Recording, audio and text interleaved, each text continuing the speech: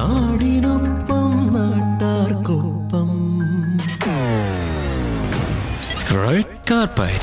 Stay tuned for your favorite celebrity. Hi hello നമസ്കാരം, very good evening and welcome to red carpet. Red കാർപ്പറ്റിൽ ഇന്ന് കൂടിയുള്ളത് RJ അനാമികയാണ് കേട്ടോ. അപ്പൊ നമ്മുടെ ഓരോ റെഡ് കാർപ്പറ്റിലൂടെയും ഓരോ സെലിബ്രിറ്റിയുടെ വിശേഷങ്ങളാണ് നമ്മൾ കേൾക്കാറുള്ളത് അല്ലെ. ഇന്ന് എന്റെ കൂടെ ഒരു സ്പെഷ്യൽ ഗസ്റ്റ് ആണ് ഉള്ളത്. ചുരുങ്ങിയ കാലം കൊണ്ട് പ്രേക്ഷകരുടെ മനസ്സിൽ ഇടം നേടിയ ഒരു നടിയാണ് ഗീതി സംഗീത. ലിജോ ജോസ് പെല്ലിശ്ശേരി സംവിധാനം ചെയ്ത ചുരുളി എന്ന സിനിമയിലെ പെങ്ങൾ തങ്ക എന്ന കഥാപാത്രത്തിലൂടെ കൂടുതൽ പ്രേക്ഷക ശ്രദ്ധ നേടിയിരിക്കുകയാണ് ഗീതി സംഗീത. യെസ്, ഗീതി സംഗീതയാണ് ഇന്ന് റെഡ് കാർപ്പറ്റിൽ എന്നോടൊപ്പം ജോയിൻ ചെയ്യുന്നത്. ചേച്ചിയുടെ സിനിമാ ജീവിതത്തെ കുറിച്ചും ഒക്കെ നമുക്ക് ഇന്നത്തെ റെഡ് കാർപ്പറ്റിലൂടെ ചോദിക്കാനായിട്ടുണ്ട്. സോ ഗീതി ചേച്ചി, welcome to red carpet. Thank you so.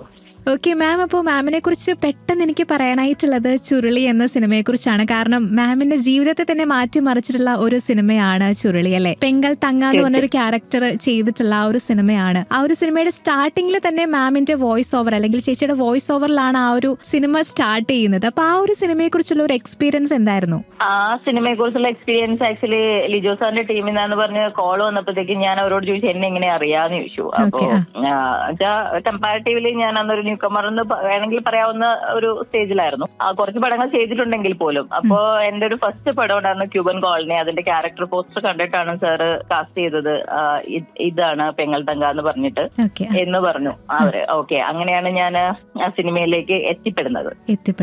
Okay, അപ്പോ ലിജോ സാർ എന്ന് പറഞ്ഞ ബ്രില്യന്റ് ആയിട്ടുള്ള ഒരു ഡയറക്ടറാണ്. അപ്പൊ സാറിന് കൂടെ വർക്ക് ചെയ്തപ്പോൾ ഒരു എക്സ്പീരിയൻസ് എങ്ങനെയായിരുന്നു? സാറിനായിട്ടുള്ള ആ ഒരു കണക്ഷൻ എങ്ങനെയായിരുന്നു?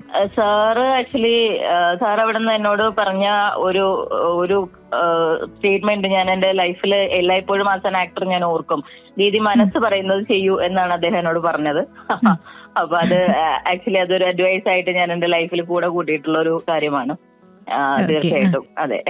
അപ്പൊ മാമിന്റെ ഫസ്റ്റ് സിനിമ എന്ന് പറയുമ്പോൾ 2018 പുറത്തിറങ്ങിയിട്ടുള്ള ക്യൂബൻ കോളനി ആണല്ലേ. അപ്പൊ അതൊരു നെഗറ്റീവ് ഷെയ്ഡ് ഉള്ള ഒരു കഥാപാത്രമായിരുന്നു. അപ്പൊ നമ്മൾ ഈ സിനിമയിലേക്ക് വരുന്ന ടൈമിലൊക്കെ നമ്മൾ ഏറ്റവും കൂടുതൽ ആഗ്രഹിക്കും പോസിറ്റീവ് ആയിട്ടുള്ള ഒരു ക്യാരക്ടർ ചെയ്യണമെന്നൊക്കെ അല്ലേ. പക്ഷെ ഒരു നെഗറ്റീവ് റോളോട് കൂടി ഒരു സിനിമ സ്റ്റാർട്ട് ചെയ്യുമ്പോൾ അതിൽ എത്രത്തോളം മാം പ്രിപ്പയർഡ് ആയിരുന്നു, അല്ലെങ്കിൽ ആ ഒരു ക്യാരക്ടർ ചെയ്യാനായിട്ട് ഓക്കെ ആയിരുന്നു മാം? സത്യത്തിൽ അത് ഒരു ഓഡിഷനിലാണ് ക്യൂബൻ കോളനിയിലെ ക്യാരക്ടറിലേക്ക് ഞാൻ എത്തുന്നത്. അപ്പോ ഓഡിഷൻ ചെയ്യുന്ന സമയത്ത് അവരൊരു പെർഫോം ചെയ്യാൻ ഒരു സാധനം തന്നു. ഞാനത് ചെയ്തു. തമിഴ് അറിയോന്ന് ചോദിച്ചു. അറിയാമെന്ന് പറഞ്ഞു. അപ്പൊ എന്നോട് പറഞ്ഞു മത്സ്യത്വത്തായുള്ള ശോഭന മാം പറഞ്ഞ ആ ഡയലോഗ് പറഞ്ഞിട്ട് ചെയ്യാൻ പറ്റുമെന്ന് ചോദിച്ചു. ഞാൻ പറഞ്ഞു ഞാൻ ചെയ്യില്ല പറഞ്ഞു. അപ്പൊ അതെന്താന്ന് ചോദിച്ചു. ഞാൻ പറഞ്ഞ വളരെ വൃത്തിക്ക് ഒരാൾ അവിടെ ചെയ്തു വെച്ചേക്കുന്ന ഒരു സാധനത്തിന് ഞാൻ എന്തിനാണ് അത് ചെയ്യുന്നത്? അതെ, ഞാനത് കൊളവാക്കാൻ ഉദ്ദേശിക്കുന്നില്ല. അപ്പൊ എനിക്ക് വേറൊരു സിറ്റുവേഷൻ തരൂ, ഞാൻ തമിഴിൽ തന്നെ പെർഫോം ചെയ്യാമെന്ന് പറഞ്ഞു. അപ്പൊ അവരെനിക്കൊരു സിറ്റുവേഷൻ പറഞ്ഞു. ഞാൻ അത് ചെയ്തപ്പോ അവരെന്നോട് പറഞ്ഞു ഇതൊരു തമിഴ് ബേസുള്ള ക്യാരക്ടറാണ്. ആച്ചി എന്നാണ് ക്യാരക്ടറിന്റെ പേര്. അപ്പൊ പക്ഷെ അന്ന് ഞാൻ കുറച്ച് മെലിഞ്ഞിട്ടായിരുന്നു. അപ്പൊ ആ ക്യാരക്ടർ അതിനകത്ത് മെയിൻ വില്ലത്തിയാണ്. അപ്പൊ അവരെ കണ്ടാൽ തന്നെ പേടിയാവണം. സോ വെയിറ്റ് കൂട്ടോൺ ചെയ്യണം എന്നൊക്കെ പറഞ്ഞിരുന്നു. അങ്ങനെ ഞാനൊരു 15 കിലോ വെയിറ്റ് ഒക്കെ കൂട്ടിയിട്ടാണ് എന്റെ ആദ്യത്തെ പടം സംഭവിക്കുന്നത്. സത്യത്തിൽ അത് നെഗറ്റീവ് ക്യാരക്ടർ ആണോ പോസിറ്റീവ് ക്യാരക്ടർ ആണോ എന്നല്ല, എനിക്ക് അവിടെ എന്തോ ചെയ്യാനുണ്ട് എന്നുള്ളൊരു ഭയങ്കരമായ ഒരു ത്രില്ലായിരുന്നു എന്നെ സംബന്ധിച്ചുണ്ടായിരുന്നത്. കാരണം എന്ന് വെച്ച് കഴിഞ്ഞാല് ഒന്ന് ഞാൻ വേറൊരു ലാംഗ്വേജിൽ ഡയലോഗ് പറഞ്ഞ് ചെയ്യുന്നു. ഞാൻ എന്താ പറയാ അതിനു വേണ്ടിയിട്ട് ഈ പറഞ്ഞ കുറച്ച് ഫിസിക്കലി ഒക്കെ മാറിയിട്ട് ചെയ്യുന്നു എന്നൊക്കെ പറയുന്നത് എന്നെ സംബന്ധിച്ച് എനിക്കന്ന് ഭയങ്കര എക്സൈറ്റിംഗ് ആയിട്ടുള്ള ഒരു പരിപാടിയായിരുന്നു. അപ്പം അതേപോലെ ക്യൂബൻ കോളനിക്ക് വേണ്ടിയിട്ടാണ് ഞാൻ ആദ്യമായിട്ട് വെറ്റില മുറുക്കുന്നത്, ആദ്യമായിട്ട് ഞാൻ സിഗരറ്റ് വലിക്കുന്നതും ഒക്കെ ആ സിനിമയ്ക്ക് വേണ്ടിയിട്ടാണ്. അപ്പൊ അതൊക്കെ ആക്ച്വലി ഓൺ ദ സ്പോട്ടിലാണ് പറഞ്ഞതേ ഉള്ളൂ. സീനിന് റെഡിയായി നിൽക്കുമ്പോഴാണ് ഈ സീനിൽ സിഗരറ്റ് വലിക്കണം എന്നൊക്കെ പറഞ്ഞത്. അപ്പൊ അതിനെ വീണ്ടും കുറച്ച് ആദ്യമായിട്ട് വലിക്കുമ്പോൾ ഉണ്ടാവുന്ന ഒരു ബുദ്ധിമുട്ടുണ്ടല്ലോ, അതൊക്കെ ചെയ്തിട്ട് അങ്ങനെ കുറച്ചധികം കാര്യങ്ങളൊക്കെ ഞാൻ ഫസ്റ്റ് ടൈം എക്സ്പീരിയൻസ് ചെയ്ത ഒരു പടമാണ് ക്യൂബൻ കോളനി. സോ അത് ഇറങ്ങി കഴിഞ്ഞിട്ട് ഈ പറഞ്ഞ പോലെ പ്രളയം ഉണ്ടാവുകയും ആ പടം അയ്യോ ഞാൻ പ്രതീക്ഷിച്ച പോലെ ഒരു ഇതിലേക്ക് എത്തിയില്ല എന്നൊരു വിഷമത്തിലൊക്കെ ഇരിക്കുമ്പോഴാണ് അതിനുശേഷം കുറച്ചു കാലം കഴിഞ്ഞിട്ടാണെങ്കിൽ പോലും ലിജോ സാറിന്റെ പടത്തിലേക്ക് ആ ക്യാരക്ടർ പോസ്റ്റർ കണ്ടിട്ടാണ് എനിക്ക് കോൾ വരുന്നത്. അപ്പൊ നമ്മൾ ചെയ്യുന്ന ഒന്നും വെറുതെ അല്ല, എപ്പോഴായാലും അതിനൊരു റിസൾട്ട് കിട്ടുമെന്നുള്ളൊരു പോസിറ്റീവ് ഒരു ഇതും കൂടെ എനിക്ക് കിട്ടിയത്. തീർച്ചയായിട്ടും അതെ. അപ്പൊ ഈ ചുരുളി എന്ന് പറയുന്ന സിനിമ ഇറങ്ങിയ സമയത്ത് ഇപ്പൊ നേരത്തെ പറഞ്ഞതുപോലെ തന്നെ കുറച്ച് കോൺട്രവേഴ്സി ഉണ്ടായിരുന്ന ഒരു ടൈം ആയിരുന്നല്ലോ. അപ്പൊ അതിനെക്കുറിച്ചുള്ള പോസിറ്റീവ് ആയിട്ടുള്ള റെസ്പോൺസും ഉണ്ടായിട്ടുണ്ട്, നെഗറ്റീവ് ആയിട്ടുള്ള റെസ്പോൺസും ഉണ്ടായിട്ടുണ്ട്. അപ്പൊ അതൊക്കെ എങ്ങനെയാണ് ചേച്ചി മെയിൻറ്റെയിൻ ചെയ്തത്? സത്യത്തിൽ പടത്തിനെ കുറിച്ചിട്ടുള്ളൊരു നെഗറ്റീവ് തന്നെ അല്ല, കുറെ ആൾക്കാർ പറഞ്ഞുകൊണ്ടിരുന്ന ഒരു സാധനം അതിനകത്ത് ഭാഷയാണ്, ലാംഗ്വേജ് ആണ്. അതെ, തീർച്ചയായിട്ടും. അപ്പം അതെ, അതല്ലാണ്ട് ആ പടം ഒരുപാട് തവണ കാണുകയും അതിനെ ഒരു സ്റ്റഡി മെറ്റീരിയൽ ആക്കുകയും അതിന് പല പല ഇന്റർപ്രിട്ടേഷൻസ് ഉണ്ടാവുകയൊക്കെ ചെയ്തിട്ടുള്ള ഒരു പടമാണ് ചുരുളി. ആക്ച്വലി ഒരു തവണ കണ്ട ആൾക്കാർ തന്നെ വീണ്ടും കാണുമ്പോൾ അവർക്ക് വീണ്ടും കുറെ കാര്യങ്ങൾ മനസ്സിലാവുന്നു. എന്നോട് എത്രയോ ആൾക്കാർ അങ്ങനെ പല കാര്യങ്ങളും പറഞ്ഞിട്ടുണ്ട്. അപ്പൊ എന്താ പറയാ, ഈ നിങ്ങൾ പറഞ്ഞതുപോലെ തന്നെ ചുരുളിയാണ് ഇപ്പോഴും എന്റെ അഡ്രസ് ആയിട്ട് എവിടെയും ചെല്ലുമ്പോഴത്തേക്കും കൂടുതൽ ആൾക്കാരും ഒരു 100 പേരും പരിചയപ്പെട്ട അല്ലെങ്കിൽ 90 പേരും ആക്ച്വലി ചുരുളിയെ കുറിച്ചായിരിക്കും ആദ്യം സംസാരിക്കുക. അതിനുശേഷമായിരിക്കും ബാക്കിയുള്ള സിനിമകളൊക്കെ വരുന്നുണ്ടാവുക. അപ്പൊ അത് അത്രത്തോളം ആൾക്കാരിലേക്ക് ഒരു ഇമ്പാക്ട് കൊടുത്തിട്ടുണ്ട്. അപ്പൊ അതിനെക്കുറിച്ച് ഭയങ്കരമായ സ്റ്റഡീസ് നടന്നിട്ടുണ്ട്. ഈ പെങ്ങൽ തങ്ക എന്ന് പറഞ്ഞ ക്യാരക്ടറിനെ കുറിച്ച് പോലും ക്യാരക്ടർ സ്റ്റഡി പല രീതിയിൽ, അവരൊരു വിച്ചാണെന്നും അവരൊരു വേശ്യസ്ത്രീ ആണെന്നും അല്ലെങ്കിൽ അവരൊരു ഏലിയൻ ഗോഡസ് ആണെന്നും ഒക്കെ പറഞ്ഞിട്ട് പല പല സ്റ്റഡീസ് കാര്യങ്ങളൊക്കെ പലതും വന്നിട്ടുണ്ട്. എനിക്ക് കുറെ ആൾക്കാർ അങ്ങനത്തെ കുറെ സാധനങ്ങളൊക്കെ അയച്ചു തരും ഒക്കെ ചെയ്തിട്ടുണ്ടായിരുന്നു. അപ്പൊ നമുക്കൊരു സന്തോഷമാണ് ആക്ച്വലി. നമ്മൾ ഒരു വെറുതെ പോയി ചെയ്തു വരുന്നൊരു പടമല്ല അത് വീണ്ടും വീണ്ടും ആൾക്കാരിലേക്ക് എത്തിപ്പെടുന്നു. അല്ലെങ്കിൽ എനിക്ക് തോന്നുന്നത് കുറെ വർഷങ്ങൾ കഴിഞ്ഞാലും ചുരുളി അവിടെ ഉണ്ടാവും എന്നാണ് എനിക്ക് തോന്നുന്നത്. തീർച്ചയായിട്ടും. അപ്പൊ ആ ചേച്ചിയുടെ ഒരു സിഗ്നേച്ചർ പതിപ്പിച്ച ഒരു സിനിമ കൂടിയാണ് ചുരുളി എന്ന് പറയാതിരിക്കാൻ വയ്യ അല്ലേ? അതെ, തീർച്ചയായിട്ടും. ആ ഒരു സിനിമയില് ഫസ്റ്റ് ഇപ്പൊ ചേച്ചിയുടെ വോയിസ് ഓവർ ആയിരുന്നു ചെന്നത്. ആ ഒരു ഡയലോഗ് ഒന്ന് പറയാൻ പറ്റുമോ? നിനക്ക് പെരുമാറിനാരാന്നറിയോടെ ഷാജിവ, എല്ലാരെയും വഴിതെറ്റിച്ച് വിടുന്ന ഭയങ്കരനാ. ഒരു ദിവസം ഒരു തിരുമേനി അവനെ പിടിച്ചു കെട്ടാൻ തീരുമാനിച്ചു. ഒരു കൊട്ടയും തലയിൽ വെച്ച തിരുമേനിയുടെ പോക്ക് നല്ല ഭംഗിയുള്ള കാട്ടിൽ കൂടിയാ പോക്ക് എന്ന് തുടങ്ങി അങ്ങനെ പോവും. സൂപ്പർ, നന്നായിട്ട് പറഞ്ഞു കേട്ടോ. നമുക്കത് കേട്ടിരിക്കുമ്പോ തന്നെ എന്താ പറയാ, ഒരു പ്രത്യേക തരം ഒരു ഗൂസ് ബംസ് ഒക്കെ വരും. ഇപ്പം വേറെ സിനിമകളെ കുറിച്ച് പറയുകയാണെങ്കിൽ തുറമുഖം എന്ന് പറഞ്ഞ സിനിമയിൽ അഭിനയിച്ചിട്ടുണ്ടായിരുന്നു. ഇപ്പൊ ചേച്ചി ആദ്യം നാടകത്തിലാണല്ലോ വന്നത്, അതിനുശേഷമാണല്ലോ സിനിമയിലേക്കൊക്കെ വന്നത്. അപ്പൊ ഒരു തിയേറ്റർ ആർട്ടിസ്റ്റ് എന്ന് പറയുമ്പം ഈ ഒരു തിയേറ്ററിലേക്ക് അല്ലെങ്കിൽ ആർട്ടിസ്റ്റ് ആയിട്ട് വരാനായിട്ട് എങ്ങനെയാണ് ആ ഒരു മേഖലയിലേക്ക് എത്തിപ്പെട്ടത്? അല്ലെങ്കിൽ സിനിമ പണ്ട് മുതലുള്ള ഒരു ആഗ്രഹമായിരുന്നോ, അല്ലെങ്കിൽ പണ്ട് മുതൽ ഈ ഒരു ഇഷ്ടം ഉണ്ടായിരുന്നോ തിയേറ്റർ ആർട്ടിസ്റ്റ് ആയിട്ട് വർക്ക് ചെയ്യാനായിട്ട്? തിയേറ്റർ ആക്ച്വലി സിനിമയിലേക്ക് ഞാൻ വർക്ക് ചെയ്തുകൊണ്ടിരുന്ന ഒരാളാണ്. ഓക്കെ, ഞാൻ ബേസിക്കലി ഒരു സിവിൽ എഞ്ചിനീയർ ആണ്. അപ്പൊ ഞാൻ വർക്ക് ചെയ്തുകൊണ്ടിരുന്ന ഒരാളാണ്. ഞാൻ ഒരു ഘട്ടത്തിൽ ഞാൻ എന്താ പറയാ, അത്രയും നാള് നമ്മളെടുത്ത തീരുമാനങ്ങളെല്ലാം നമ്മുടെ വീട്ടുകാർക്ക് വേണ്ടിയിട്ട് എന്നുള്ള രീതിയിലായിരുന്നു. ഞാൻ പഠിച്ചത് പോലും ആക്ച്വലി ഞാൻ ലിറ്ററേച്ചർ പഠിക്കണം എന്ന് പറഞ്ഞപ്പോ അന്ന് ലിറ്ററേച്ചർ പഠിച്ചിട്ട് എന്ത് ചെയ്യാനാ, എഞ്ചിനീയറിംഗ് പഠിക്കൂ, ആ ഫീൽഡിലേക്ക് തിരിച്ചു വിട്ടതും വീട്ടുകാരാണ്. അപ്പൊ അതൊക്കെ കഴിഞ്ഞിട്ട് ഞാൻ അതിൽ വർക്ക് ചെയ്തിരുന്നു. കുറെ കാലമൊക്കെ കഴിഞ്ഞതിന് ശേഷം ഞാൻ വിചാരിച്ചു ആക്ച്വലി ഞാൻ എല്ലാം എന്താ പറയാ, മറ്റുള്ളവർക്ക് വേണ്ടിയിട്ടാണ് നമ്മൾ എത്ര നാളും ജീവിച്ചത്, അവർ പറഞ്ഞതുപോലെയാണ് ചെയ്തത്, എല്ലാം അവർക്ക് വേണ്ടിയിട്ട് ചെയ്തതിനിടയ്ക്ക് ഇനി ഞാൻ എന്താ പറയാ, ഇനി എനിക്ക് വേണ്ടി ഞാൻ ജീവിക്കാം എന്ന് ഞാൻ തീരുമാനം എടുത്തൊരു ഘട്ടം ഉണ്ടായി. അപ്പൊ എനിക്കിഷ്ടമുള്ള കാര്യങ്ങൾ ചെയ്യാം. അതായത് എനിക്ക് യാത്രകൾ ഭയങ്കര ഇഷ്ടമാണ്, എനിക്ക് അഭിനയം ഇഷ്ടമാണ്. അപ്പൊ ഞാൻ വിചാരിച്ചെന്ന് വെച്ചാൽ സിനിമയൊന്നും അന്നത്തെ എന്റെ വൈൽഡ് ഡ്രീമിൽ പോലും ഇല്ല. അതായത് വിചാരിച്ചാൽ പോലും ഞാൻ എത്തുമെന്ന് എനിക്ക് അറിയുപോലും ഇല്ല. കാരണം അത് ഏതൊരു ലോകം, ഞാൻ വേറെ ഏതോ ഒരു ലോകത്തുള്ള ഒരാള്, അങ്ങനെ. അപ്പോ നാടകം ചെയ്യാം. അപ്പം അതിന്റെ ഭാഗമായിട്ടാണ് ഞാൻ ആക്ച്വലി ജോലി വിടുകയും ഞാൻ യാത്ര റിലേറ്റഡ് എന്തെങ്കിലും ജോലി ചെയ്തുകൊണ്ട് ഞാൻ തിയേറ്റർ ചെയ്യാം എന്നൊക്കെ വിചാരിച്ചിട്ടാണ് ഞാൻ ജോലി വിടുകയും ഞാൻ അതിന്റെ ഭാഗമായിട്ടാണ് പിന്നെ ഞാൻ കൊച്ചിയിലേക്ക് വരികയും ഒക്കെ ചെയ്തത്. എന്നിട്ടാണ് പിന്നെ ഞാൻ പ്ലേസ് ചെയ്തു തുടങ്ങുന്നത്. അതിനുശേഷം ഈ പറഞ്ഞ തുറമുഖം നാടകത്തിലേക്കും ഈ പറഞ്ഞ പോലെ ഒരു ഓഡിഷൻ ഉണ്ടായിരുന്നു. അപ്പൊ അത് ശരിക്കും കൊച്ചി സ്ലാങ് ആണ്. അപ്പൊ ഞാൻ കൊച്ചിക്കാരിയല്ല. അപ്പൊ എനിക്കത് ചെയ്യാൻ പറ്റുമോ എന്നുള്ള ഒരു സ്ഥാനത്തിലൊക്കെ ഒരു ഓഡിഷൻ ഉണ്ടാവും. അപ്പൊ ഓഡിഷൻ കൊടുത്തു. അത് കഴിഞ്ഞിട്ട് ഞാൻ ആ ക്യാരക്ടറിലേക്ക് കാസ്റ്റ് ചെയ്തു. അപ്പോ ഈ പറഞ്ഞ പോലെ അതൊരു 55 വയസ്സിന് മേൽ പ്രായമുള്ളൊരു സ്ത്രീയാണ്. എന്താ പറയാ, 5 മക്കളുടെ ഉമ്മയാണ് എന്നൊക്കെ ഉള്ളൊരു ഇതൊക്കെ ഉണ്ടായിരുന്നു. അപ്പൊ അങ്ങനെ കുറച്ച് ആ ക്യാരക്ടറിന് വേണ്ടിയിട്ടും ഞാൻ കുറച്ച് പണിയെടുത്തിട്ടുണ്ട്. ഐ മീൻ എന്താ പറയാ, മാഷിനോട് പറഞ്ഞ ഗോമാഷാണ് അതിന്റെ സംവിധായകൻ. അപ്പൊ മാഷിനോട് പറഞ്ഞിട്ടുള്ളതെന്ന് വെച്ച് കഴിഞ്ഞാല് സംഗീതക്കാരന് ഭയങ്കര ഷാർപ്പാണ്, അമ്മയുടെ കണ്ണ് ഒരിക്കലും അത്ര ഷാർപ്പായിരിക്കില്ല എന്നൊക്കെ പറഞ്ഞിട്ട് അങ്ങനെ കുറച്ച് പ്രോസസ്സുകളിൽ കൂടെയൊക്കെ പോയിട്ടുള്ള ഒരു പ്ലേ ആണ് ആക്ച്വലി തുറമുഖം. എന്നെ സംബന്ധിച്ച് എനിക്ക് ഭയങ്കരമായ എന്താ പറയാ ഇമോഷണൽ കണക്ട് ഉള്ള ഒരു പ്ലേയും കൂടെ ആയിരുന്നു. ബിക്കോസ് അത് എനിക്ക് തന്നൊരു എന്താ പറയാ മെന്റലി എനിക്ക് തന്നൊരു സാറ്റിസ്ഫാക്ഷൻ അത്ര ചെറുതൊന്നും അല്ല. കാരണം ഇപ്പോഴത്തെ കൊച്ചിയിലെ ഇപ്പൊ പ്രായമുള്ള ആൾക്കാരൊക്കെ അവര് നാടകം കഴിഞ്ഞിട്ട് വന്നിട്ട് എന്റെ കൈ പിടിച്ച് കണ്ണ് നിറഞ്ഞ് ഞങ്ങൾക്ക് ഞങ്ങളുടെ ഉമ്മയെ ഓർമ്മ വന്നു എന്ന് പറയുമ്പോ കിട്ടുന്ന ഒരു ഫീൽ ഉണ്ടല്ലോ.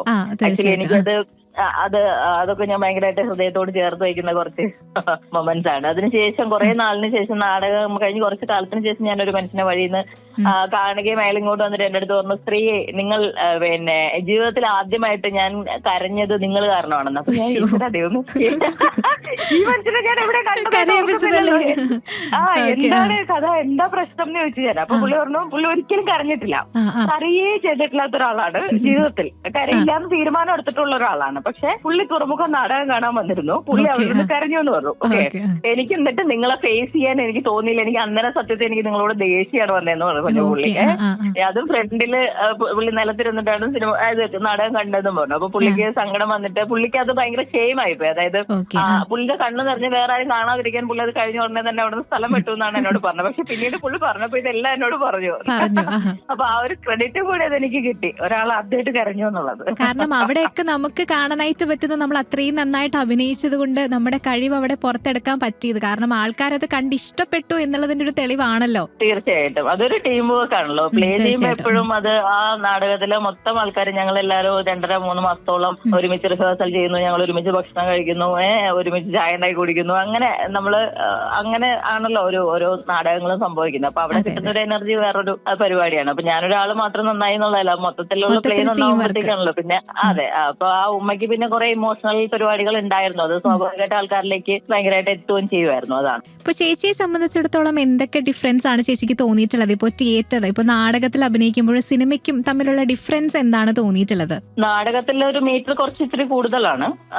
നമ്മള് എന്ന് വെച്ചാൽ നാടകം ഇപ്പൊ കുറച്ചും കൂടി ചെറിയ എന്താ പറയാ ഹാളുകളിലേക്കൊക്കെ മാറിയിട്ടുണ്ട്. പക്ഷെ മുമ്പ് വലിയ സ്റ്റേജുകളിൽ അല്ലെങ്കിൽ ഭയങ്കരമായ മൈതാനങ്ങളിൽ അങ്ങനെയൊക്കെ നാടകം ചെയ്യുന്ന സമയത്ത് ഏറ്റവും അറ്റത്തിരിക്കുന്ന ആളിന് പോലും ഈ സാധനം എത്തണമല്ലേ. അപ്പം ശബ്ദത്തിലും അതെ ഇമോഷണലിയും ഒക്കെ കുറച്ച് എന്താ പറയാ ലൗഡായിരിക്കും പരിപാടികൾ കുറച്ച്.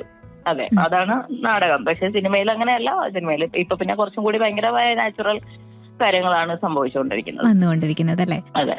ഓക്കെ, അപ്പൊ ചേച്ചി ഇപ്പം സിനിമയിൽ നമുക്ക് ഏറ്റവും കൂടുതൽ ബുദ്ധിമുട്ട് ചെയ്യാനായിട്ട് കുറച്ച് പാടുള്ള ഒരു ക്യാരക്ടർ എന്ന് പറയുന്നത് ചിരിപ്പിക്കാനായിട്ട് കുറച്ച് പാടാണെന്നാണ് മിക്കവരും പറയാറുള്ളത്. അപ്പോൾ ചേച്ചിയെ സംബന്ധിച്ചിടത്തോളം ഏത് ക്യാരക്ടർ ചെയ്യാനായിട്ടാണ് ചേച്ചി ഓക്കെ ആകുന്നത്? അല്ലെങ്കിൽ കുറച്ച് ബുദ്ധിമുട്ടുള്ള ക്യാരക്ടർ എന്താണ്? ചിരിപ്പിക്കാനായിട്ടാണോ, നെഗറ്റീവ് റോള് ചെയ്യാനായിട്ടാണോ ചേച്ചിക്ക് കുറച്ച് ബുദ്ധിമുട്ടായിട്ട് തോന്നിയിട്ടുള്ളത്? അല്ല, സത്യത്തിൽ എനിക്ക് കോമഡി അങ്ങനെ ഒരു ക്യാരക്ടർ എന്നെ സംബന്ധിച്ച് അങ്ങനെ വന്നിട്ടില്ല. ഞാൻ ചില ക്യാരക്ടറുകളിൽ സിറ്റുവേഷൻ കോമഡീസ് ഉണ്ടെങ്കിൽ പോലും അതിപ്പോ ഹോമിലാണെങ്കിലും അല്ലെങ്കിൽ അപ്പനിലാണെങ്കിലും അങ്ങനെ കുറച്ച് ക്യാരക്ടേഴ്സിനൊക്കെ പാപ്പച്ചൻ ഒളിവിലാണെന്ന് പറഞ്ഞ സിനിമയ്ക്കകത്ത് ആ പാമ്പ് വന്നു എന്ന് പറഞ്ഞിട്ട് കിണറ്റിന്റെ അവിടെ പോയി നിൽക്കുന്ന ഒരു ചെറിയൊരു സീനൊക്കെ ഉണ്ടായിരുന്നല്ലോ പാപ്പച്ചനില്ല അല്ലേ? അതെ അതെ അതെ.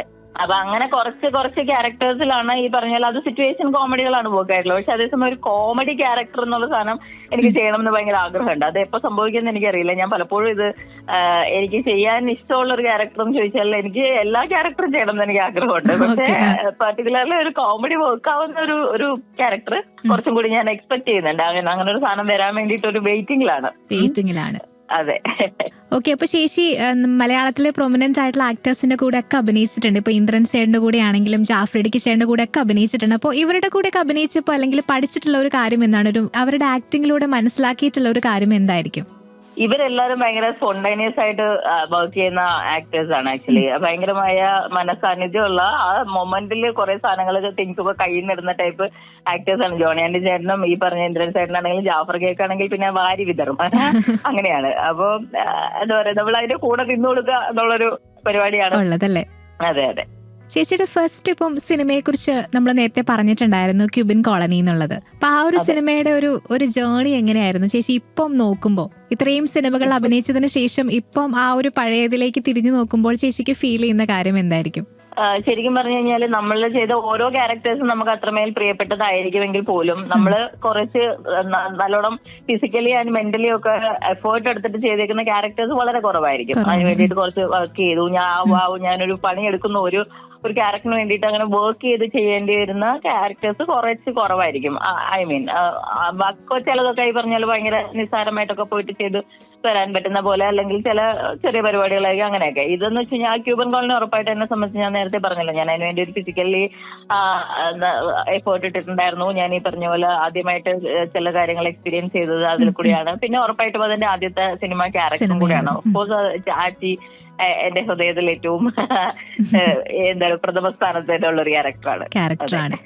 ഇപ്പോൾ ചേച്ചിയാണെങ്കിലും മമ്മൂട്ടിയുടെ കൂടെ ഒരു ചെറിയ റോള് റോഷാക്ക് എന്ന് പറഞ്ഞ സിനിമയിൽ ചെയ്തിട്ടുണ്ട്. അപ്പോൾ മമ്മൂട്ടിയെ പോലെ ഒരു ആക്ടറിന്റെ കൂടെ അഭിനയിച്ചപ്പോൾ ചേച്ചിക്ക് തോന്നിയിട്ടുള്ള ഒരു അനുഭവം എന്തായിരിക്കും, ഒരു എക്സ്പീരിയൻസ് എന്തായിരുന്നു? നമ്മള് ആ സീൻ എടുക്കുന്നതിന് തൊട്ട് മുമ്പ് വരെയാണ് നമ്മളുടെ എക്സൈറ്റ്മെന്റ് എന്ത്, അയ്യോ ഞാൻ മമ്മൂക്കയോട് അഭിനയിക്കാൻ പോകുന്നു എന്നുള്ളത്. പക്ഷെ നമ്മൾക്ക് ഒരിക്കലും സീനിൽ എക്സൈറ്റ്മെന്റ് കാണിക്കാൻ പറ്റില്ല. അവിടെ 2 കഥാപാത്രങ്ങൾ മാത്രമാണ്. മമ്മൂക്കയാണെങ്കിലും ആരാണെങ്കിലും നമ്മുടെ കൂടെ നിൽക്കുന്നതെന്ന് വെച്ച് കഴിഞ്ഞാൽ അവരെ കഥാപാത്രങ്ങൾ മാത്രമാണ്. അത് കഴിഞ്ഞ് കട്ട് വിളിച്ച് കഴിയുമ്പോഴത്തേക്കും വാവ് ഞാൻ മമ്മൂക്കയോട് ഒരു സീൻ ചെയ്തു എന്നൊരു സാധനം വീണ്ടും വരും. പക്ഷെ ആ മൊമെന്റിൽ നമുക്ക് അതുണ്ടാവില്ല. അത് അദ്ദേഹം സീനിലേക്ക് ആ റൂമിലേക്ക് കടന്നു വരുമ്പോ എന്നുവെച്ചാൽ ഞാൻ അപ്പൊ അത്രയും അടുത്ത് എന്താ പറയാ പുള്ളിയെ ഞാൻ അതിന് മുന്നേ പല പരിപാടികൾക്കും കണ്ടിട്ടുണ്ടെങ്കിൽ പോലും ഇങ്ങനെ സീൻ ഷെയർ ചെയ്യാൻ പോകുന്നു എന്നുള്ളൊരു എക്സൈറ്റ്മെന്റ് അതുവരെ എനിക്കുണ്ടായിരുന്നു. പക്ഷെ അഫ്കോഴ്സ് എന്താ പറയാ ആക്ഷൻ പറഞ്ഞു കഴിഞ്ഞാൽ അത് ഉണ്ടാവാൻ പാടില്ലല്ലോ. അതെ അതെ തീർച്ചയായിട്ടും. അപ്പൊ ചേച്ചി നമുക്കറിയാം ഒരുപാട് പ്രശ്നങ്ങൾ ഇപ്പൊ നമ്മുടെ സിനിമാ മേഖലയിലാണെങ്കിലും ഉണ്ടായിക്കൊണ്ടിരിപ്പുണ്ട്. ഇപ്പൊ പല ചിത്രങ്ങൾ കാരണം ആൾക്കാർ ബാഡ്ലി ഇൻഫ്ലുവൻസ് ചെയ്യുന്നതെന്ന് പറയാറുണ്ട്. ഇപ്പൊ മാർക്കോ പോലുള്ള സിനിമ ഒക്കെ ഇറങ്ങിയിട്ട് അതുകൊണ്ടാണ് കൊലപാതകം നടക്കുന്നതെന്നൊക്കെ പറയാറുണ്ട്. അപ്പൊ സിനിമയായിട്ട് കണ്ടൂടെ എന്ന് പലരും ചോദിക്കാറുണ്ട്, അല്ലെങ്കിൽ സിനിമയെ മോശമായിട്ട് കാണുന്ന ആൾക്കാരുണ്ട്. അപ്പൊ അതിനെക്കുറിച്ച് എന്താണ് പറയുന്നത്? സിനിമയെ മാത്രം കണ്ടാൽ പോരെ? സിനിമയായിട്ട് മാത്രം കണ്ടാൽ മതി. പക്ഷെ ഇതിനകത്ത് ഒരു പ്രശ്നം എന്ന് വെച്ച് കഴിഞ്ഞാൽ ഇപ്പൊ ഒരു സിനിമ കണ്ടതുകൊണ്ട് ഒരാള് ഒരു തെറ്റ് ചെയ്യും എന്ന് ഞാൻ വിചാരിക്കുന്നില്ല. ഓഫ് കോഴ്സ് അവരുടെ ഉള്ളില് അതിനുള്ള ഒരു ടെൻഡൻസി ഉണ്ടാവാം. അല്ലെങ്കിൽ എന്താ പറയാ അതിനെ ട്രിഗർ ചെയ്യുന്ന എന്തെങ്കിലും സാധനം കിട്ടുമ്പോഴത്തേക്കും ചില ആൾക്കാർ കണ്ടിട്ടില്ലേ, എന്താ പറയാ ഇപ്പൊ വൈകിട്ട് എന്താ പരിപാടി എന്ന് ചോദിക്കുമ്പോഴത്തേക്കും ചിലപ്പോ എന്താ പറയാ അവർക്ക് എന്നാ പിന്നെ കഴിച്ചാലോ എന്ന് തോന്നുന്ന ഒരു മൈൻഡ് സെറ്റ് ഉണ്ടാക്കി വെച്ചിട്ടുള്ള ആൾക്കാരുണ്ട്. മനസ്സിലായില്ലേ? അവരെ സംബന്ധിച്ചിടത്തോളം അവർക്ക് എന്തെങ്കിലും ചെറിയ കാര്യം കിട്ടിയാൽ മതി അത് ട്രിഗർ ആവാം. അതിന് വേറെ പല പല കാരണങ്ങളുണ്ടാവും. അവരുടെ മൈൻഡ് സെറ്റ് അങ്ങനെ ആവാനുള്ള ഒരുപാട് കാരണങ്ങൾ ഉണ്ടാവും. അതിനൊന്നും ആൾക്കാര് എന്താ പറയാ അഡ്രസ് ചെയ്യാണ്ട് സിനിമയാണ് ഇതിനെല്ലാം കാരണം എന്ന് പറഞ്ഞു കഴിഞ്ഞാൽ നമുക്കത് എങ്ങനെ, അങ്ങനെയാണെങ്കിൽ ഈ ലോകത്തെ എല്ലാ ആൾക്കാരും അങ്ങനെ ആവണ്ടേ? ഈ സിനിമ കാണുന്ന എല്ലാ ആൾക്കാരും അങ്ങനെ ആവണ്ടേ? അതല്ലല്ലോ. അപ്പൊ അതിനകത്ത് വളരെ ചെറിയൊരു ശതമാനം ആൾക്കാരാണ് അങ്ങനെ ആവുന്നത്. പക്ഷെ അവരങ്ങനെ ആവുന്നതിന് പിന്നിൽ എന്താണ് എന്നുള്ളതാണ് ഈ പറഞ്ഞ ആൾക്കാരെ അഡ്രസ് ചെയ്യേണ്ടത്. അപ്പൊ സിനിമ എന്താ പറയാ മാർക്കോ എന്ന് പറഞ്ഞ സിനിമ പർട്ടിക്കുലർലി അവര് അതിനെ മാർക്കറ്റ് ചെയ്തത് തന്നെ ഏറ്റവും വയലൻസ് ഉള്ള സിനിമ എന്നുള്ളതാണ്. അപ്പൊ അത്തരം സിനിമകൾ സഹിക്കാൻ പറ്റാത്ത ആൾക്കാർ അത് കാണാൻ പോകാതിരിക്കുക എന്നുള്ളത് ചെയ്യാൻ പറ്റുന്ന ഒരു കാര്യമാണെന്നാണ് എനിക്ക് തോന്നുന്നത്. റൈറ്റ്? അപ്പം എനിക്ക് അത്രയും വയലൻസ് സഹിക്കാൻ പറ്റില്ല, അപ്പൊ ഞാൻ ആ പടം കാണണ്ട എന്ന് എനിക്ക് തീരുമാനിക്കാം. എന്നാലും കുഴപ്പമില്ല, അത് എത്രത്തോളം അവർ ചെയ്തിട്ടുണ്ട് എന്ന് കാണാൻ വേണ്ടിയിട്ട് എനിക്ക് വേണമെങ്കിൽ ആ പടം കാണാം. ഇതൊക്കെ ചെയ്യാം. പക്ഷെ എന്താ പറയാ ഈ വാർണിങ്ങിനൊക്കെ ശേഷവും കണ്ടിട്ട് പിന്നെ അത് കാരണമാണ് ഇങ്ങനെ സംഭവിച്ചത് എന്ന് പറഞ്ഞാൽ അതിന് എത്രത്തോളം എന്താ പറയാ ശരിയുണ്ട് എന്നുള്ള കാര്യം എനിക്ക് അത്ര അറിയില്ല. ഏത് ഫീൽഡിലായാലും സ്ത്രീകൾ ഒരുപാട് വെല്ലുവിളികൾ നേരിടാറുണ്ട്, പല ഫീൽഡിലായാലും അല്ലേ? അപ്പോൾ ഈ ഒരു സിനിമാ ഫീൽഡിൽ ചേച്ചി ഫേസ് ചെയ്തിട്ടുള്ള ഒരു ചലഞ്ച് എന്തായിരുന്നു ഈ സിനിമാ മേഖലയിലേക്ക് വന്നപ്പോൾ? സിനിമാ മേഖലയിലേക്ക് വന്നപ്പോ സത്യത്തില് ഞാൻ ഈ പറഞ്ഞ പോലെ അങ്ങനെ ഭയങ്കരമായ ചലഞ്ചൊക്കെ നേരിട്ടിട്ടുണ്ടോ എന്ന് ചോദിച്ചു കഴിഞ്ഞാൽ എനിക്ക് സത്യത്തിൽ അങ്ങനെ അറിയില്ല. കാരണം എന്ന് വെച്ച് കഴിഞ്ഞാല് ഞാനൊരു മിഡ് ഏജ് ഒക്കെ ആയിട്ടാണ് ഞാൻ ഇൻഡസ്ട്രിയിലേക്ക് വന്നിട്ടുള്ളത്. അപ്പൊ ഞാൻ ചെയ്യുന്ന വേഷങ്ങളാണെങ്കിലും ക്യാരക്ടർ വേഷങ്ങൾ, അമ്മ വേഷങ്ങൾ, കാര്യങ്ങളൊക്കെയാണ് ഞാൻ ചെയ്തുകൊണ്ടിരിക്കുന്നത്. അപ്പൊ ഈ നായികമാരായിട്ട് വരുന്ന ആൾക്കാരെ സംബന്ധിച്ചിടത്തോളം ഭയങ്കരമായ കോമ്പറ്റീഷൻ ഉണ്ടാവുമായിരിക്കും എന്ന് തോന്നുന്നു. അപ്പം എന്നെ സംബന്ധിച്ചിടത്തോളം ഇപ്പൊ ഞാൻ അങ്ങനെ ഭയങ്കരമായ ഒരുപാട് സിനിമകൾ ചെയ്തു എന്നൊന്നും ഞാൻ അവകാശപ്പെടുന്നില്ല. പക്ഷെ ക്യാരക്ടർ റോൾസ് ആകുമ്പോഴത്തേക്കും ഇപ്പൊ നമുക്ക് പറ്റിയ ഒരു ക്യാരക്ടർ എന്നുള്ള രീതിയിലായിരിക്കും നമ്മൾ അവർ കാസ്റ്റ് ചെയ്യുന്നത്. അപ്പൊ ഒരു ലീഡ് ഹീറോയിൻ എന്നൊക്കെ പറയുമ്പോൾ അവർക്ക് കുറച്ചും കൂടി ഈ പറഞ്ഞ പോലെ കോമ്പറ്റീഷൻസ് കൂടുതലായിരിക്കും എന്നാണ് എനിക്ക് തോന്നുന്നത്. അതല്ലാതെ എന്താ പറയാ പക്ഷെ കമ്പാരിറ്റീവ്ലി സ്ത്രീ കഥാപാത്രങ്ങൾ സിനിമയിൽ കുറഞ്ഞതിൻ്റെതായ ഒരു ബുദ്ധിമുട്ടുകൾ ഞങ്ങൾ എല്ലാവരും ഫേസ് ചെയ്യുന്നുണ്ടാവും. കാരണം എന്ന് വെച്ച് കഴിഞ്ഞാൽ അത് വേറൊന്നുമല്ല. ഇപ്പൊ മുമ്പ് എന്താ പറയാ ലളിതാമ്മയും സുകുമാരിയമ്മയും ഫിലോമിന ചേച്ചി ഇവരെല്ലാരും ഉള്ള സിനിമ നമ്മൾ കണ്ടിട്ടുണ്ട് അല്ലേ? അപ്പൊ ഇവരെല്ലാരും ഉള്ളപ്പോൾ ഇവർക്ക് എല്ലാവർക്കും അങ്ങ് നിറഞ്ഞ് ആടി പെർഫോം ചെയ്യാനുള്ള ക്യാരക്ടേഴ്സ് അവിടെ ഉണ്ടായിരുന്നു. അതില്ല എന്നുള്ളതാണ് എന്താ പറയാ ഞാനൊക്കെ എപ്പോഴും ഈ എഴുത്തുകാരായിട്ടുള്ള ആൾക്കാരോട് ചോദിക്കും, എന്തുകൊണ്ടാണ് നിങ്ങൾ അങ്ങനെ കുറെ എന്താ പറയാ ക്യാരക്ടേഴ്സ് ഉണ്ടാക്കാത്തത്? പലപ്പോഴും ചില സിനിമകളിൽ സ്ത്രീകൾ ഉണ്ടാവില്ല. അപ്പൊ ഞാൻ എന്താ നിങ്ങളുടെ ജീവിതത്തിൽ സ്ത്രീകളില്ലേ, നിങ്ങൾ എന്തുകൊണ്ട് സ്ത്രീകളില്ലാത്ത സിനിമകൾ എഴുതുന്നത്? അപ്പൊ അവര് പറയാ എന്താന്നറിയില്ല, അത് എഴുതി വന്നപ്പോ അങ്ങനെ വന്നു. നമ്മൾ അങ്ങനെ പറഞ്ഞാൽ പറ്റില്ല, ഞങ്ങൾക്കൊക്കെ വർക്ക് ചെയ്യണ്ടേ? അങ്ങനെ എന്താ പറയാ നമ്മളിങ്ങനെ ചോദിക്കും അവരോട്, അതെന്താ അങ്ങനെ ഇല്ലാത്തേ എന്ന്. അപ്പൊ നമുക്ക് ആഗ്രഹം അതാണല്ലോ, നമുക്ക് കുറച്ച് ഈ പറഞ്ഞ പോലെ മനസ്സറിഞ്ഞ് പെർഫോം ചെയ്യാനുള്ള ക്യാരക്ടേഴ്സ് കിട്ടുക എന്നുള്ളതാണ്. എനിക്ക് മാത്രമല്ല അങ്ങനത്തെ ഒരുവിധ ആക്ടേഴ്സിന് എല്ലാവർക്കും അങ്ങനെ ആയിരിക്കും ആഗ്രഹം എന്നാണ് എനിക്ക് തോന്നുന്നത്. ഓക്കെ, അപ്പൊ ചേച്ചി ഇനി ചെയ്യാനായിട്ട് ആഗ്രഹിക്കുന്ന ഒരു കഥാപാത്രം, ഒരു മുഴുനീളം ചെയ്യാനായിട്ട് ആഗ്രഹിക്കുന്ന ഒരു കഥാപാത്രം എന്തായിരിക്കും? അങ്ങനെ ഒരു കഥാപാത്രം എന്നില്ല. നെഗറ്റീവോ പോസിറ്റീവോ കോമഡിയോ വാട്ട് എവർ ഇറ്റ് ഈസ്. ഞാൻ മുമ്പ് തമാശയായിട്ട് പലരോടും ഇങ്ങനെ പറയും, എന്താണ് അമ്മായിയമ്മ അയലോക്കത്തെ ചേച്ചി എന്ന് തുടങ്ങിയിട്ട് ഏത് ക്യാരക്ടേഴ്സ് ഉത്തരവാദിത്തത്തോട് ചെയ്ത് കൊടുക്കണമെന്ന് ഞാനിങ്ങനെ തമാശക്ക് നമ്മുടെ ചില ഫ്രണ്ട്സിനോട് പറയും. അപ്പൊ അതേപോലെ ഏത് ടൈപ്പ് അതങ്ങനെ എനിക്കൊരു എന്നെ ചലഞ്ച് ചെയ്യുന്ന സാധനങ്ങൾ എന്തെങ്കിലും കിട്ടിയാൽ ഭയങ്കര സന്തോഷം. അതിനപ്പുറത്തേക്ക് ഏത് തരം ക്യാരക്ടർ എന്നുള്ളതല്ല, ക്യാരക്ടേഴ്സ് പറയാ പെർഫോം ചെയ്യാൻ ഉണ്ടാവുക, നല്ല സിനിമകളുടെ ഭാഗമാവുക, ഈ പറഞ്ഞ പോലെ കുറെ ആൾക്കാരുടെ കൂടെ ഒരുമിച്ച് വർക്ക് ചെയ്യാൻ പറ്റുക, നല്ല സിനിമകൾ സംഭവിക്കണമല്ലോ, അതാണല്ലോ വേണ്ടത്. ഓക്കെ, അപ്പൊ ലാലേട്ടന്റെ കൂടെ അഭിനയിക്കാനായിട്ടുള്ള ഒരു ആഗ്രഹമുണ്ടല്ലേ? തീർച്ചയായിട്ടും അത് ആരോട് ചോദിച്ചാലും പറയും ലാലേട്ടന്റെ കൂടെ ഒരു മുഴുനീളൻ കഥാപാത്രം ചെയ്യണമെന്ന് ചേച്ചിക്ക് ആഗ്രഹം ഉണ്ടായിരിക്കുമല്ലോ. എനിക്ക് മുഴുനീളം തന്നില്ലെങ്കിലും കുഴപ്പമില്ല, ഒരു ചെറിയ റോളാണെങ്കിലും അറ്റത്തെ മൂലം കൂടെ പോയാലും മതിയല്ലേ, ഒന്ന് നിന്നാ മതി. അതെ, ലാൽസാറിന്റെ കൂടെ എനിക്കൊരു സ്ക്രീൻ ചെയ്യണമെന്ന് ഭയങ്കര ആഗ്രഹമുണ്ട്. ബിക്കോസ് നമ്മള് ഈ പറഞ്ഞാല് നമ്മള് കണ്ടു വളർന്ന സിനിമകളൊക്കെ ഇവരുടെ അല്ലേ, ഈ മമ്മൂക്കയുടെയും ലാലേട്ടന്റെ ഒക്കെ സിനിമകളാണ് നമ്മൾ കണ്ടു വളർന്നത്. നമ്മളിലെ ഈ പറഞ്ഞ പോലെ എന്തെങ്കിലും ഇങ്ങനത്തെ ആഗ്രഹങ്ങളൊക്കെ ഉണ്ടായിട്ടുണ്ടെങ്കിൽ അതിന് കാരണക്കാരായിട്ടുള്ള ആൾക്കാർ ഇവരൊക്കെയാണ് അല്ലെ. അപ്പൊ ഉറപ്പായിട്ടും നമ്മളുടെ ആഗ്രഹമാണ് അത്. ഞാൻ ആക്ച്വലി അദ്ദേഹത്തിനോട് നേരിട്ടും പറഞ്ഞിട്ടുണ്ട് ഞാൻ ഈ കാര്യം. അപ്പൊ അദ്ദേഹം എന്നോട് പറഞ്ഞത് സംഭവിക്കട്ടെ എന്നാണ്. അപ്പൊ സംഭവിക്കട്ടെ. ഏത് സിനിമയുടെ ലൊക്കേഷന്റെ ടൈമിലായിരുന്നു പറഞ്ഞത്? അല്ല, ഞാൻ ബ്രോഡാഡിന്റെ ലൊക്കേഷനിൽ ഞാൻ പോയിരുന്നു. ആക്ച്വലി ഞാൻ എന്റെ കസിന്റെ വീട്ടിൽ പോയ സമയത്ത് അതിനടുത്തായിരുന്നു അത് ഷൂട്ട് നടക്കുന്നത്. അപ്പൊ ഞാൻ അങ്ങനെ അവിടെ പോവുകയും അപ്പൊ അദ്ദേഹത്തിന് എന്നെ പരിചയപ്പെടുത്തി തന്നെ ലാലേട്ടന്റെ ഫാൻ വന്നിട്ടുണ്ടെന്ന് പറഞ്ഞാൽ എന്നെ പരിചയപ്പെടുത്തി. അപ്പൊ എന്റെ ഫാനോ എന്നൊക്കെ പറഞ്ഞിട്ട് അന്ന് ഞാൻ ഹോം ഇറങ്ങിയ സമയമാണ്. അപ്പൊ എന്റെ അടുത്ത് ഏത് പടമാണ് ചെയ്തെന്നൊക്കെ ചോദിച്ചു. ഞാൻ ഇപ്പൊ ഇറങ്ങിയ പടം ഹോമാണ് എന്ന് പറഞ്ഞപ്പോ ആണല്ലേ, ഹോമിനെ കുറിച്ച് നല്ല അഭിപ്രായങ്ങൾ കേൾക്കുന്നുണ്ട്, ഞാൻ എന്റെ ക്യാമറയിൽ സെറ്റ് ചെയ്ത് വെച്ചിട്ടുണ്ട്, ഞാൻ കാണാം ഏത് ക്യാരക്ടറാണ് ചെയ്തേ, കാണുമ്പോൾ ഞാൻ നോക്കാം എന്നൊക്കെ അദ്ദേഹം എന്നോട് പറഞ്ഞു. അപ്പൊ ഞാനിങ്ങനെ പറഞ്ഞു എനിക്ക് എന്താ പറയാ അതിഭയങ്കരമായ ആഗ്രഹമുണ്ട് ഒരു സീൻ ഷെയർ ചെയ്യണം എന്ന്. അപ്പം എന്നോട് പറഞ്ഞു സംഭവിക്കട്ടെ എന്ന് പറഞ്ഞിട്ട് അത് എന്നോട് പറഞ്ഞു ഇപ്പൊ സിനിമയൊക്കെ ഭയങ്കര ചെറുതായില്ലേ, കോവിഡ് അല്ലേ, അപ്പൊ ഇതൊക്കെ കഴിഞ്ഞ് സിനിമ വലുതാവും, അപ്പം അങ്ങനെ നല്ല കുറെ ക്യാരക്ടേഴ്സ് ഒക്കെ ഉള്ള സിനിമകളൊക്കെ വരുമ്പോ അങ്ങനെ സംഭവിക്കും എന്നുള്ള രീതിയിൽ പറഞ്ഞു. അതൊക്കെ കഴിഞ്ഞിട്ട് വർഷങ്ങളായി, ഇതുവരെ സംഭവിച്ചില്ല. എന്തായാലും ഭാവിയിൽ സംഭവിക്കട്ടെ, ഇനിയും അവസരങ്ങൾ ഇഷ്ടം പോലെ ഉണ്ടല്ലോ. തീർച്ചയായിട്ടും. പിന്നെ ഈ പറഞ്ഞ പോലെ നമുക്ക് ഈ കിട്ടുന്നത് എല്ലാം ബോണസ് ആണെന്നാണ് ഞാൻ വിചാരിക്കുന്നത്. കാരണം ഞാൻ പറഞ്ഞല്ലോ, സിനിമ എന്ന് പറയുന്നത് എനിക്ക് ഒരു ബന്ധവുമില്ലാത്ത ഒരു സ്ഥലത്ത് വന്നിട്ട് ഞാൻ ഇത്രയും വർഷമായിട്ട് വർക്ക് ചെയ്യുന്നുണ്ട്. അപ്പം ഈ പറഞ്ഞ പോലെ അതും സംഭവിക്കുമായിരിക്കും എന്ന് വിചാരിക്കുന്നു. ഞാൻ വെയിറ്റിംഗ് ആണ്.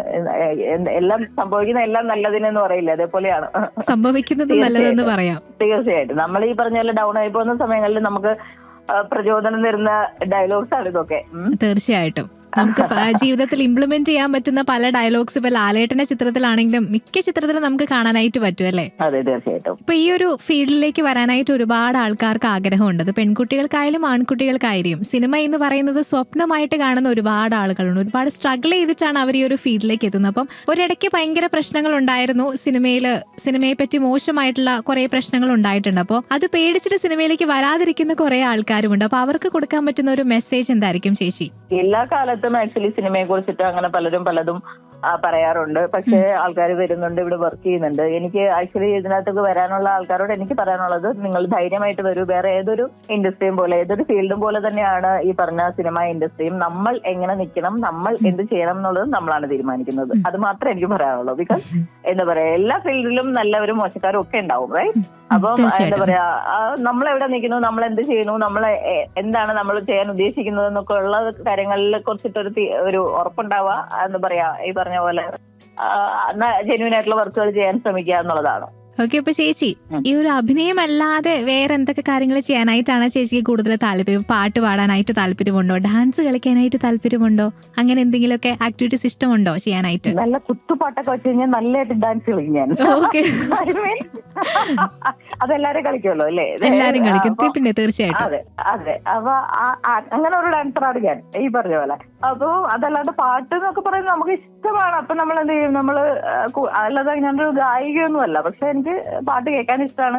പഴയ പാട്ടുകളൊക്കെ ആണെങ്കിൽ നമ്മൾ അതിന്റെ കൂട്ടത്തിൽ പാടുകയും ചെയ്യുമായിരിക്കും. അല്ലാതെ ഞാനൊരു പാട്ടുകാരിയും അല്ല, ഞാനൊരു ഡാൻസറും അല്ല. അപ്പൊ ചേച്ചി ഇനി അപ്കമിങ് മൂവീസ് ഏതൊക്കെയാണ്? ഇറങ്ങാനുള്ള പടങ്ങളിൽ എനിക്ക് തോന്നുന്നു മെയ് മാസത്തിൽ ധീരൻ ഉണ്ടാവും, പടം, സുമതി വളവ് ഉണ്ടാവും, വിഷ്ണു അനുവിന്റെ പടം, അഭിലാഷ് പിള്ളയുടെ. ഓക്കെ. പിന്നെ ഈ പറഞ്ഞ ജോൺ പോൾ ജോർജിന്റെ ഒരു പടം ഞാൻ ചെയ്തിട്ടുണ്ട്. അതിന്റെ ടൈറ്റിൽ അനൗൺസ് ചെയ്തിട്ടില്ല. ആ പടവും ചിലപ്പോ മെയിലുണ്ടോ അതിനുശേഷം ആയിരിക്കുമോ എന്ന് എനിക്ക് ഉറപ്പില്ല. പിന്നെ ഈ പറഞ്ഞ പോലെ ഇറങ്ങാൻ വേറെയും കുറച്ചധികം പടങ്ങൾ ഉണ്ട്. നമ്മുടെ അരുൺ ബോസിന്റെ പടമൊക്കെ ഉണ്ട്, മിന്റിയും പറഞ്ഞു. അങ്ങനെ കുറച്ച് പടങ്ങൾ ഉണ്ട്, ഇരിക്കുന്നുണ്ട്. അത് ഏതൊക്കെ എപ്പോ ഇറങ്ങും എന്നുള്ളതിനെ കുറിച്ചിട്ട് എനിക്ക് വലിയ ധാരണയില്ല. ഈ 2 പടവും മെയിൽ റിലീസ് എന്ന് അനൗൺസ് പറഞ്ഞിരിക്കുന്നത് കൊണ്ട് ഞാനത് കുറച്ച് ഉറപ്പിച്ച് പറഞ്ഞു എന്നേ ഉള്ളൂ. ബാക്കിയൊക്കെ ഈ പറഞ്ഞ പോലെ ഏതെപ്പോ ഇറങ്ങും എന്നറിയില്ല.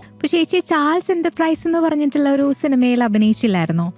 ഭജന സംഘം ഉഷയായിട്ടുള്ള ഒരു ക്യാരക്ടർ. അതെ, ആ ഒരു ക്യാരക്ടറിനെ പറ്റി ഒന്ന് പറയാമോ? ആ ക്യാരക്ടർ ആക്ച്വലി ചെറിയൊരു ക്യാരക്ടറാണ്. എന്താ പറയാ, നമ്മുടെ ഉർവശിയുടെ നെയ്ബറായിട്ടുള്ള ഒരു ക്യാരക്ടറാണ്. ഈ പറഞ്ഞ ഭജന സംഘവും പരിപാടികളും ഒക്കെ ആയിട്ട് ഇവിടെ നമ്മുടെ പനമ്പള്ളി നഗറിൽ തന്നെ എനിക്ക് വേണമെങ്കിൽ വീട്ടിൽ നിന്ന് വോക്കബിൾ ഡിസ്റ്റൻസിലുള്ള സ്ഥലത്തായിരുന്നു ഷൂട്ട്. അപ്പൊ മെജി കോളനിയിലായിരുന്നു എന്റെ ഷൂട്ട്. അപ്പൊ അത് ഈ പറഞ്ഞ പോലെ രസമുള്ളൊരു പരിപാടിയാണ്. ഞാനിപ്പോ ഉർവശിയുടെ കൂടെ ഞാൻ ആദ്യമായിട്ടാണ് വർക്ക് ചെയ്യുന്നത്. അപ്പൊ അതായിരുന്നു ആ സിനിമയിൽ എന്റെ എക്സൈറ്റ്മെന്റ്. അങ്ങനെ അപ്പൊ ഈ പറഞ്ഞ പോലെ ആ ഒരു എന്താ പറയാ, ഒരു പ്രാർത്ഥനാ സീനുണ്ട്. അപ്പൊ അത് ചെയ്ത് കഴിഞ്ഞപ്പോഴത്തേക്കും ചേച്ചി വന്നിട്ട് എന്റെ കൈ പിടിച്ചിട്ട്, അയ്യോ എന്ത് രസമായിട്ട് അത് പറഞ്ഞത്, അത് ഇങ്ങനെ തന്നെ ഡബ് ചെയ്യുമ്പോ പറയണം കേട്ടോ എന്ന് പറഞ്ഞു. അപ്പൊ ഞാൻ പറഞ്ഞു ശരി ചേച്ചി ഞാൻ പറയാം എന്ന് പറഞ്ഞു. അപ്പൊ അത് കഴിഞ്ഞിട്ട് അന്ന് പുള്ളിക്കാരി എന്നെ പരിചയപ്പെടുന്ന സമയത്ത് പുള്ളിക്കാരിക്ക് എന്നെ അറിയില്ല. ഞാൻ പേരൊക്കെ പറഞ്ഞ് പരിചയപ്പെടുക ചെയ്തു. അതിനുശേഷം 2ാമത്തെ ഷൂട്ട് സമയത്ത് വന്നപ്പോ എന്നെ എവിടുന്നോ പ്രൊമോഷന് കണ്ടപ്പോ എന്നോട് പറഞ്ഞു, എനിക്ക് അറിയാൻ പാടില്ലായിരുന്നു കേട്ടോ, ഞാൻ അതിനുശേഷം കണ്ട എല്ലാ പടത്തിലും ഉണ്ടല്ലോ എന്നല്ല.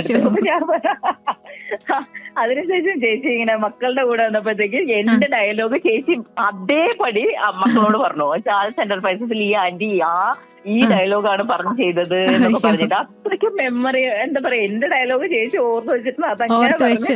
എനിക്കത് അയ്യോ ഭയങ്കര സന്തോഷം ഉണ്ടാക്കിയ കാര്യമാണ്. എന്തൊരു ജീനിയസ് ആക്ടറാണ് എന്റെ അമ്മേ. എന്നാലും ചേച്ചി ഇപ്പൊ ഒരു സിവിൽ എഞ്ചിനീയർ ആയിട്ട് തുടർന്നിരുന്നെങ്കിൽ ഇതുപോലുള്ള അപ്രിസിയേഷൻസ് ഒക്കെ കിട്ടുമായിരുന്നോ? ഇല്ല അല്ലേ? അങ്ങനെ ഒരു സിവിൽ എഞ്ചിനീയർ ആയിട്ട് തുടർന്നിരുന്നെങ്കിൽ ഞാനിപ്പോൾ ഉണ്ടാകുമായിരുന്നോ എന്നതിനെ കുറിച്ച് ചിന്തിക്കേണ്ടിയിരിക്കുന്നു. കാരണം ഒരുപാട് മെമ്മറീസ് ഇപ്പോ സിനിമയിലൂടെ ആണെങ്കിലും നമ്മൾ ഒരുപാട് പേര് അറിയുന്നുണ്ട്, മനസ്സിലാക്കുന്നുണ്ട്, നമ്മളെ ഇഷ്ടപ്പെടുന്നുണ്ട് എന്നൊക്കെ അറിയുമ്പോൾ ഒരുപാട് സന്തോഷം നമുക്ക് തോന്നും അല്ലേ? തീർച്ചയായിട്ടും. ഇപ്പൊ ഈ ഒരു 2018 തൊട്ട് 2025 എത്തി നിൽക്കുകയാണ്. അപ്പൊ ഇത്രയും നാളത്തെ സിനിമാ ജീവിതത്തിൽ നിന്നും ചേച്ചിക്ക് മനസ്സിലാക്കി അല്ലെങ്കിൽ പഠിച്ച ഒരു പാഠം എന്തായിരിക്കും? എനിക്കങ്ങനെ വലിയ മാറ്റങ്ങളായിട്ട് ഇപ്പൊ നേരത്തെ പറഞ്ഞത് തന്നെയാണ്. എന്നെ എവിടെയെങ്കിലും ചെന്ന് കഴിഞ്ഞാൽ ആൾക്കാരെ തിരിച്ചറിയുന്നു, എന്താ പറയാ, ആൾക്കാർ വന്ന് സംസാരിക്കുന്നു. അവർക്ക് പെട്ടെന്ന് നമ്മളെ കാണുമ്പോഴത്തേക്ക് ഉണ്ടാവുന്ന ഒരു എക്സൈറ്റ്മെന്റ്, അവരുടെ ഫേസിൽ ഉണ്ടാവുന്ന ഒരു സാധനം, ചില ആൾക്കാർ നോക്കിയിട്ട് ഒന്നുകൂടെ നോക്കിയിട്ട് അത് ഞാൻ അങ്ങനെ. അതെ അതെ അതെ. പിന്നെ ഞാൻ ഈ പറഞ്ഞ ചെയ്ത ക്യാരക്ടേഴ്സും ഞാൻ നോർമൽ ലൈഫിലും കുറച്ച് വ്യത്യാസം ഉള്ളത് കൊണ്ട് ചിലർ വന്നിട്ട് ഇങ്ങനെ ട്രെയിനിലൊക്കെ ട്രാവൽ ചെയ്യുമ്പോഴൊക്കെയാണ് അത് ഭയങ്കര രസം. എന്നാലും ഇതുപോലെ ഒരാൾ വന്നിട്ട് പോയി പിന്നെയും വന്ന് എന്നിട്ട് എന്റെ അടുത്ത് ചോദിച്ചു ഇന്ന ആളാണോ, എന്നിട്ട് പുള്ളി എന്നെ കണ്ടിട്ട് മാറിപ്പോയിട്ട് എന്റെ ഇൻസ്റ്റ എടുത്ത് നോക്കി, എന്നിട്ട് എന്റെ അടുത്ത് പറഞ്ഞു ഈ മറുത് കണ്ടിട്ടാണ് ഞങ്ങളുടെ തിരിച്ചു വന്ന് സംസാരിക്കും. അപ്പൊ നമുക്ക് അങ്ങനെ നമ്മളെ എക്സൈറ്റ് ചെയ്യിക്കുന്ന കുറെ കാര്യങ്ങളുണ്ട്. ആൾക്കാരിൽ ഉണ്ടാവുന്ന ഒരു എക്സൈറ്റ്മെന്റ് ഉണ്ടല്ലോ, അത് ഭയങ്കര രസമാണ്. അതെ, താങ്ക് യു. അപ്പൊ ചേച്ചി ഒരുപാട് സന്തോഷം കേട്ടോ. Thank you. അടുത്ത ഇന്റർവ്യൂ വരുമ്പോഴത്തേക്കും ചുരുളിക്ക് അപ്പുറത്തേക്ക് വേറൊരു ക്യാരക്ടറിനെ കുറിച്ചിട്ട് സംസാരിക്കാൻ പറ്റട്ടെ എന്ന് ഞാൻ എന്നെ തന്നെ ആശംസിക്കുകയാണ് കേട്ടോ. തീർച്ചയായിട്ടും. അത് മാത്രമല്ല ലാലേട്ടന്റെ കൂടെ ഒരു ക്യാരക്ടർ ചെയ്ത് ഇനി എന്റെ മുമ്പിൽ എനിക്ക് ഇതുപോലെ തന്നെ ആരെങ്കിലും ഒക്കെ അദ്ദേഹത്തിനോട് പറയട്ടെ, ഇവിടെ ഇങ്ങനെ നിരന്തരമായിട്ട് ഇങ്ങനെയൊക്കെ പറഞ്ഞുകൊണ്ട് ഒരാൾ നടക്കുന്നുണ്ട് എന്നൊക്കെ. അപ്പൊ അങ്ങനെ ഒരു ക്യാരക്ടർ ചെയ്ത് നമുക്ക് വീണ്ടും കേട്ടുമുട്ടാനായിട്ട് സാധിക്കട്ടെ എന്ന് ആശംസിക്കുകയാണ്. ചേച്ചിയോട് സംസാരിക്കാൻ പറ്റിയതിൽ ഒരുപാട് സന്തോഷമുണ്ട്. ചേച്ചിയുടെ സിനിമാ ജീവിതത്തെക്കുറിച്ചും ഒരുപാട് കാര്യങ്ങൾ അറിയാനായിട്ട് പറ്റി. ഇനിയും നല്ല നല്ല സിനിമകളൊക്കെ ചെയ്ത് വലിയ രീതിയിലുള്ള ഉയരങ്ങളിലേക്ക് എത്തട്ടെ എന്ന് ആശംസിക്കാണ് കേട്ടോ. ഓൾ ദി ബെസ്റ്റ് ചേച്ചി. യെസ്, അപ്പോൾ നമ്മുടെ ഇന്നത്തെ റെഡ് കാർപ്പറ്റിൽ എന്നോടൊപ്പം ജോയിൻ ചെയ്തിട്ടുണ്ടായിരുന്നത് ഗീത ചേച്ചിയായിരുന്നു. ചേച്ചിയുടെ സിനിമാ വിശേഷങ്ങളൊക്കെ നമ്മളോട് പങ്കുവെച്ചു അല്ലേ. അപ്പോൾ ചേച്ചിക്ക് ഇനിയും ഒരുപാട് നല്ല നല്ല സിനിമകളിലൊക്കെ അവസരം ഉണ്ടായിട്ട് മികച്ച ഉയരങ്ങളിലേക്ക് എത്തട്ടെ എന്ന് ഒരിക്കൽ കൂടി ആശംസിച്ചുകൊണ്ട് നമ്മുടെ ഇന്നത്തെ റെഡ് കാർപ്പറ്റ് ഇവിടെ വൈൻഡ് അപ്പ് ചെയ്യാനുള്ള സമയമായിരിക്കാണ്. അടുത്ത റെഡ് കാർപ്പറ്റിൽ മറ്റ് സെലിബ്രിറ്റി വിശേഷങ്ങളുമായിട്ട് നമുക്ക് വീണ്ടും എത്താട്ടോ. It's me Anamika signing off from red carpet. തുടർന്നും കേട്ടുകൊണ്ടേയിരിക്കും ആശ്രയ ഫ്രം 90 നാടിനൊപ്പം നാട്ടർക്കൊപ്പം. Red carpet, a day with your favourite celebrities. നിങ്ങളുടെ ഇഷ്ടതാരങ്ങൾ എത്തുന്നു ആശ്രയ FM 90-ൽ. കേൾക്കാം റെഡ് കാർപ്പറ്റ് സെലിബ്രിറ്റി ചാറ്റ് ഷോയിലൂടെ എല്ലാ ഞായറാഴ്ചയും വൈകുന്നേരം 7 മണി മുതൽ 10 മണി വരെ. Stay tuned.